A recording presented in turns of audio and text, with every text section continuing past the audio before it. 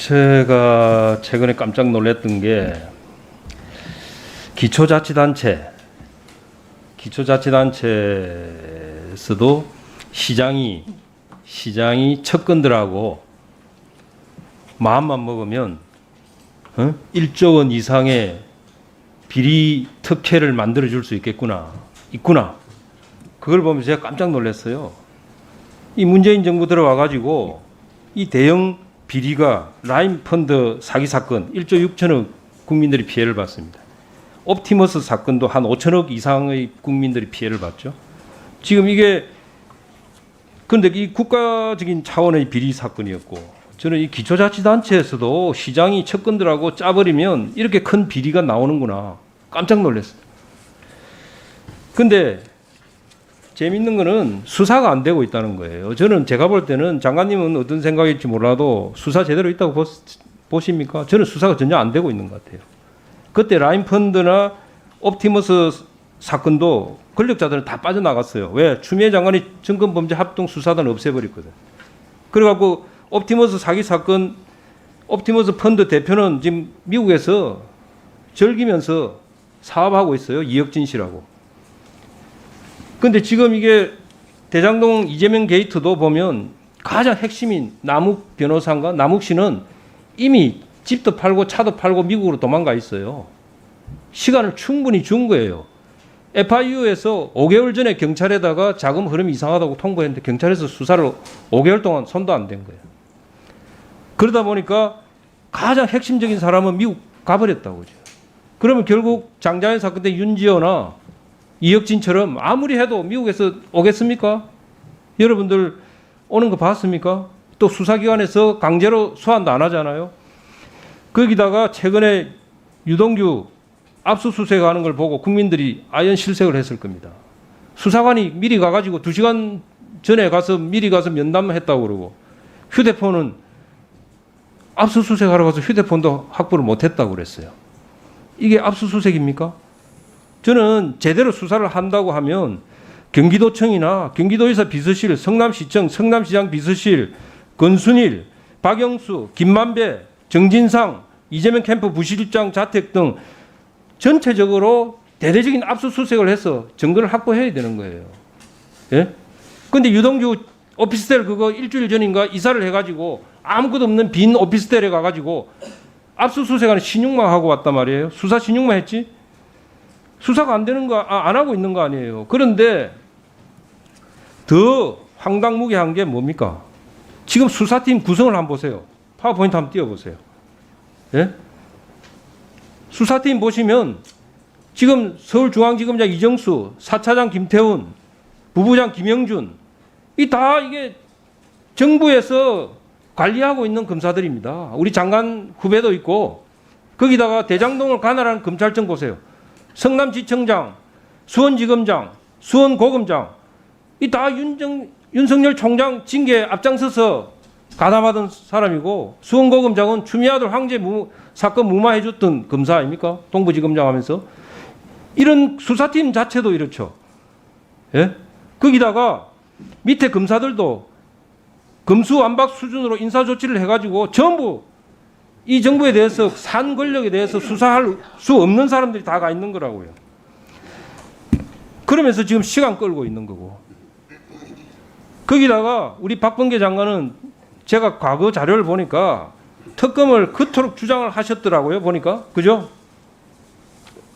박범계 장관 파워포인트 한번 띄워보세요. 예? 아니, 과거에 2012년, 13년, 16년, 17년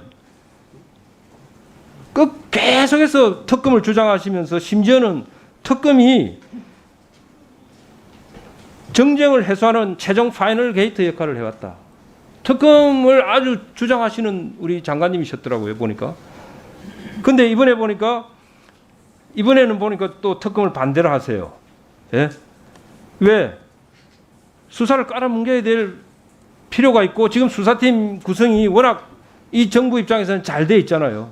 마음대로 시키면 시킨 대로 할 수 있는 검사들이 돼 있는 건데, 저는 그렇게 생각합니다. 이게 수사가 또 이렇게 진행되면 나중에 우리 이성윤 전 지금 서울고검장이죠. 전 중앙지검장, 정진웅 검사 지난번에 불법 출국 금지 수사 맞고 또 권한유착 수사할 때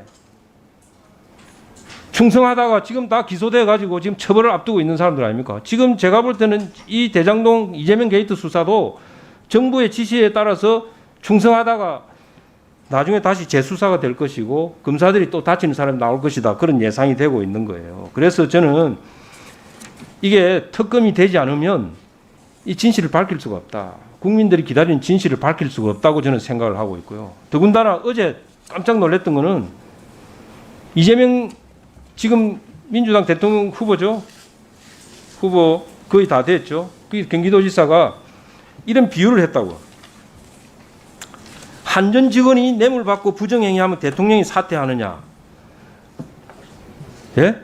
얼마나 저는 그렇게 생각해요. 억척이 안 되는 말도 안 되는 비유다. 장관님 그 적절한 비유라고 보십니까 이게?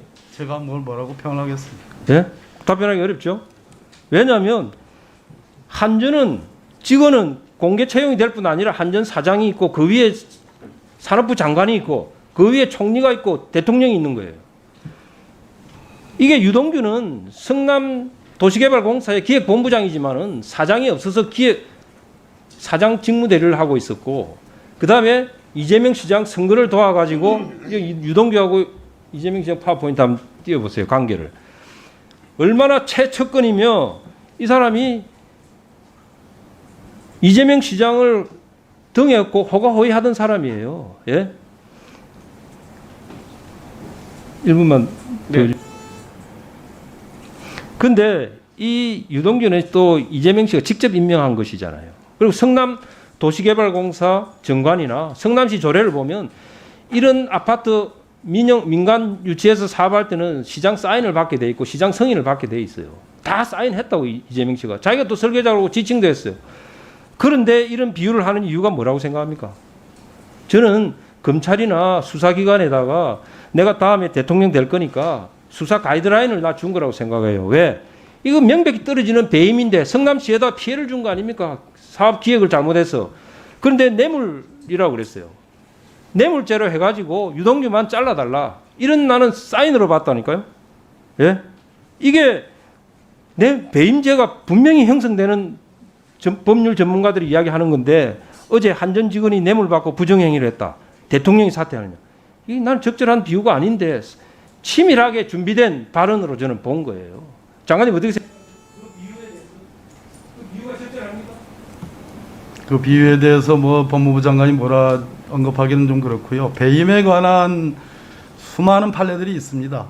전체적으로 지금 윤한홍 간사님께서 지적하신 그런 분까지 포함해서 검찰을 한번 믿어봐 주십시오. 엄정하게 치우침 없이 잘 규명할 거라고 생각합니다.